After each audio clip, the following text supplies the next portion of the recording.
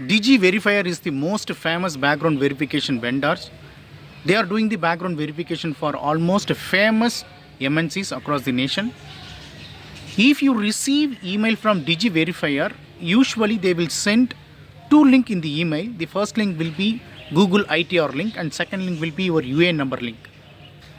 Both the links, if you log in and approve, they can easily track all your sensitive information without your knowledge. They can able to track your past service history without your knowledge. They can able to track tax deduction of your company. If you join in the organization, forget about income tax, okay?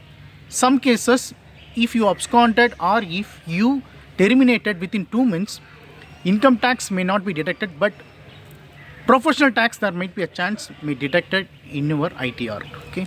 Based on which they can able to identify past service history or past organization without your knowledge, okay?